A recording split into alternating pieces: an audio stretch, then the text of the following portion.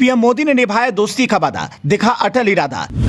जब दुबई के शासक भी हो गए पीएम मोदी के मुरीद, जब खो बैठे सुख चैन तो सीधे लगा दिया मोदी को फोन।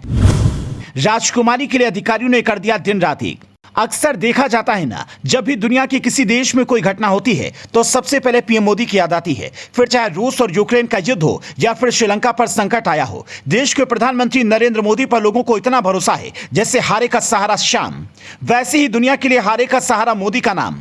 यही वजह है कि हर कोई देश मोदी के आगे मदद के लिए गुहार लगाता था, चाहे इस्लामिक कंट्री हो या फिर कोई और कंट्री। बेशुमार धन दौलत हो, हथियारों का जखीरा हो, फिर भी पीएम मोदी से मदद मांगने में नहीं चकते।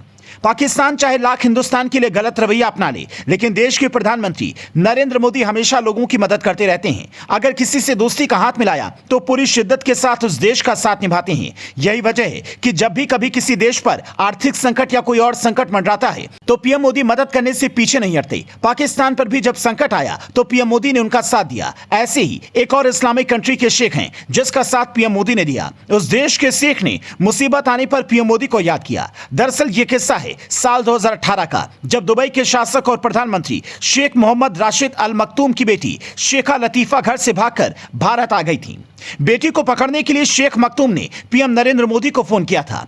द न्यूयॉर्क ने राजकुमारी लतीफा बिन्त मोहम्मद अल मखतूम पर एक लंबा लेख छापा, जिसमें राजकुमारी के अपने पिता के खिलाफ बगावत से लेकर दुबई से भागने और किडनैपिंग और दोबारा पकड़े जाने की कहानी को सिलसिलेवार बयां किया। राजकुमारी लतीफा शेख मोहम्मद राशिद अल मखतूम के 30 बच्चों में से एक हैं। द न्यूयॉर्कर के मुताबिक लतीफा ने साल 2002 में पहली बार अपने पिता के चंगुल से भागने का प्रयास किया था। उस वक्त वो नाबालिग ही थी। तब लतीफा ने प्लान किया था कि वो किसी तरह भागकर ओमान तक जाएंगी और वहां वकील की मदद लेकर अपनी बहन शमशा को छुड़ाने का प्रयास करेंगी। लतीफा से पहले शमशा ने भी घर से भागने का प्रयास किया था और उन्हें पकड़ने के बाद कथित तौर पर कैद कर दिया गया था। मीडिया रिपोर्ट्स के मुताबिक राजकुमारी लतीफा पहली बार सफल नहीं हो पाई और शेख के लोगों ने उन्हें पकड़ लिया। लतीफा को करीब 3 साल तक कैद में रखा गया और उन्हें जब छोड़ा गया तब भी वो पूरी तरह से स्वतंत्र नहीं थी। उन पर लगातार निगरानी रखी जा रही थी, किससे मिल रही थी, बात कर रही थी, कहां जा रही थी, सब चीजें मॉनिटर की जा रही थी।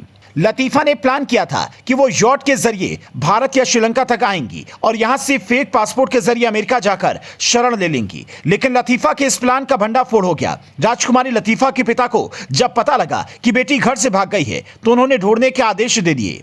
दुबई की अथॉरिटी ने आखिरकार लतीफा को ढूंढ निकाला और उस वक्त उनकी यॉट नास्ट्रोमो गोवा के करीब था।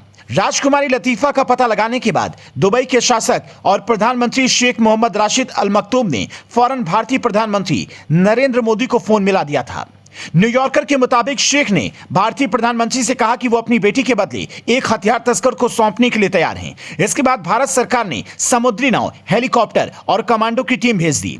नास्ट्रोमो से लतीफा को निकालकर दुबई के अधिकारियों को सौंप दिया गया। राजकुमारी लतीफा को साल 2021 में यूरोप के तमाम देशों में देखा गया था, जहां की उनकी तस्वीरें भी हैं। हालांकि अब कहा जाता है कि लतीफा का अपने पिता के साथ समझौता हो गया है और दुबई में ही रह रही हैं, लेकिन यह पुष्ट नहीं है। प्रधानमंत्री मोदी का यह अंदाज आपको कैसा लगा? कॉमेंट्स करके हमें बताएं और वीडियो को लाइक और शेयर करना ना भूलें।